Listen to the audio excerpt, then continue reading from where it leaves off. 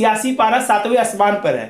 आप सब जानते हैं कि बिहार में एनडीए की सरकार है और एनडीए की सरकार में मुकेश सहनी की जो पार्टी वीआईपी है वो भी एक हिस्सा है। लेकिन इस समय वीआईपी पार्टी जो है, वीआईपी पार्टी के अध्यक्ष मुकेश सहनी है, वो इस बार उत्तर प्रदेश में अपना भाग्य आजमाना चाहते हैं और 14 उम्मीदवारों का लिस्ट बना चुके हैं। मुकेश सहनी का कहना है कि 165 सीटों पर उत्तर प्रदेश में वीआईपी पार्टी चुनाव लड़ेगी और इसी वजह से जो बिहार बीजेपी के नेता हैं वो बौखलाए हुए हैं और बिहार बीजेपी के नेता लगातार मुकेश सहनी पर हमला कर रहे हैं। मुजफ्फरपुर से बीजेपी के सांसद अजय निषाद लगातार मुकेश सहनी पर हमलावर है। उनका कहना है कि अगर मुकेश सहनी उत्तर प्रदेश चुनाव लड़ेंगे तो मिट्टी में मिल जाएंगे, क्योंकि मुकेश सहनी के पास फिलहाल 3 विधायक है और तीनों विधायक बीजेपी के संपर्क में है।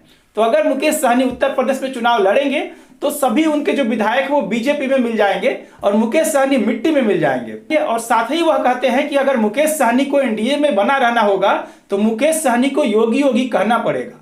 लेकिन वही पलटवार करते हुए मुकेश सहनी कहते हैं कि अगर हमारे समाज के लिए आरक्षण लागू किया जाएगा तो हम मोदी योगी कहेंगे, नहीं तो जरूरत पड़ने पर मोदी योगी के मुर्दाबाद के नारे भी लगाएंगे।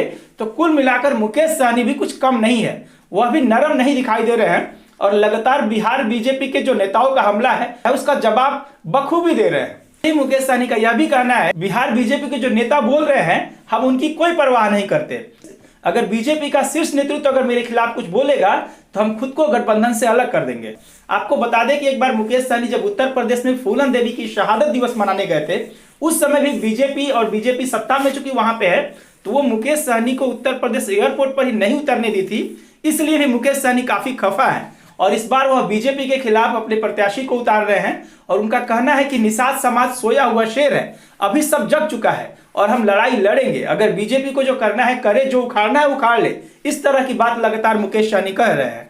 आपको बता दें कि जब राजद के नेता मुकेश सहनी के घर पहुंचे तो यह कयास लगाया जाने लगा कि मुकेश सहनी कहीं राजद के संपर्क में तो नहीं। मुकेश सहनी के पूरा मामले को समझने के लिए आपको पीछे जाना पड़ेगा। अक्टूबर 2020 के बिहार विधानसभा चुनाव में मुकेश सहनी पहले महागठबंधन से चुनाव लड़ना चाहते थे और महागठबंधन के जो नेता तेजस्वी यादव हैं उनके साथ बैठ के प्रेस कॉन्फ्रेंस कर रहे थे। लेकिन अचानक मुकेश सहनी तेजस्वी यादव के प्रेस कॉन्फ्रेंस से खुद को अलग किया और उन्होंने कहा कि मैं महागठबंधन के साथ चुनाव नहीं लड़ूंगा। और मुकेश सहनी सीधे बीजेपी से हाथ मिलाते हैं और बीजेपी ने अपने कोटे से 11 सीट मुकेश सहनी को दी थी, जिसमें मुकेश सहनी 4 सीट जीते थे, जिसमें से उनके एक विधायक की मृत्यु हो गई थी। आपको बता दें कि बोचहा जो सीट है विधानसभा, वहां के जो मनोहर पासवान थे उनकी मृत्यु हो गई, तो वहां उपचुनाव होना है। तो उपचुनाव को लेकर भी लगातार बीजेपी कह रही है कि अगर मुकेश सहनी उत्तर प्रदेश में अपने उम्मीदवार उतारेंगे तो बीजेपी अपनी प्रत्याशी वहां पे उतार सकती है। तो इस तरीके से लगातार जो है जुबानी जंग जारी है। अब देखने वाली बात यह होगी कि मुकेश सहनी राजद के साथ जाते हैं, गठबंधन तोड़ते हैं, या बीजेपी के साथ रहते हुए ही उत्तर प्रदेश में चुनाव लड़ेंगे।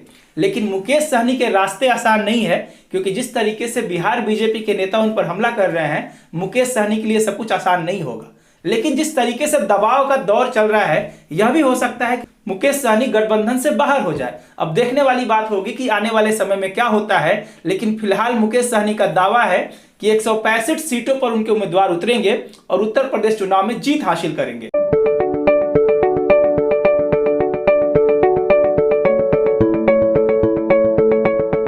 Thank you for watching this video until it is finished.